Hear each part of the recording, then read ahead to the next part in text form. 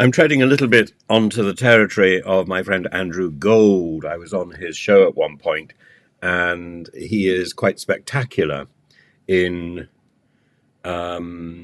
identifying and exposing the fake and the extraordinary. But of course, there's a lot of attraction in the fake and the extraordinary. Now, there's a story Pope Francis has pointed out last year at some point that not all apparitions of the Virgin Mary are real. Don't look there, he said. There are images of the Madonna that are real, but the Madonna has never drawn attention to herself. I like to see her with her finger pointing to Jesus, as indeed she is always shown in Greek art and Russian art. She is always shown as the Theotokos, the Mother of God, showing the way. And so there was particularly a story in Italy, which has been going on for a while, just outside Rome. And there's a lady called Maria Giuseppina Scapula, who's been called the saint and the clairvoyant, and she's been active for about 5 years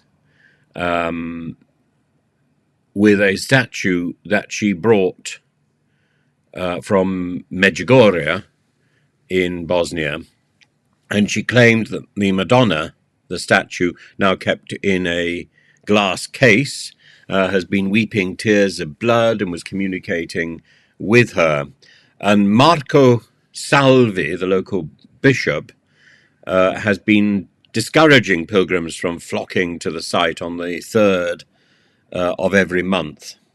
And he's investigated the phenomena surrounding the statue, where many people are praying in front of the statue in search of cures for illnesses, as in Lourdes in the south of France. There's a judicial investigation after a private investigator claimed that the bloodstains on the statue came from a pig, and people felt that Scapula, known as Gisella Cardia, was scamming them. She's been convicted of bankruptcy, of fraud. She's collected donations, which apparently were to go to sick children. Some people have donated huge amounts of money. One man told the newspapers that he donated £123,000 to her foundation. He says, it was a tremendous error, a clamorous error. We were both ill. We trusted her. Anyway, she has since fled the region, and she only returned in order to hold her ceremonies. And she has said she won't budge an inch. Well, she will. She runs away every time any authorities come along. I'm in the house of God, and I have the Madonna on my side. Complete rot.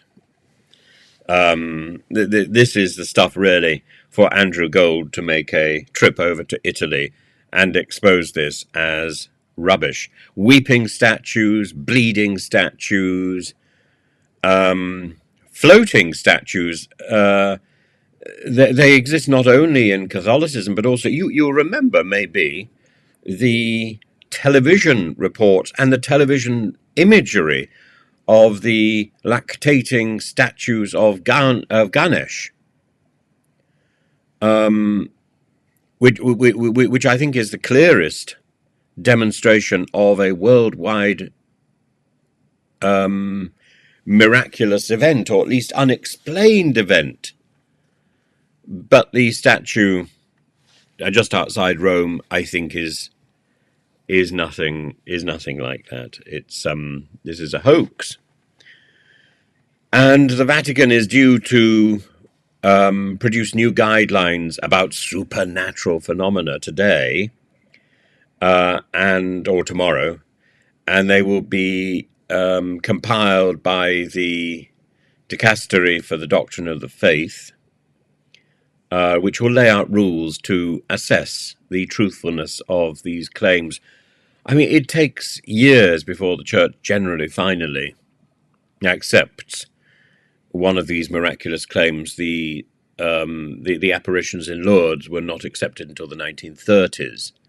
They took place in the early part of the 19th century. Millions of people have been flocking to the south of France, or going to Fatima in Portugal, or indeed to Medjugorje. And these sites have been patronized by popes, particularly Pope John Paul II. But this thing in north of Rome, perpetuated from 2016, this is just rubbish, utter gobbledygook. And how do you distinguish between the gobbledygook and the reality? You look for evidence of goodness. You don't look for the Virgin Mary would not be appearing. God would not be acting in a situation where somebody is defrauded of money, where somebody is forced into hiding because she's convicted of fraud.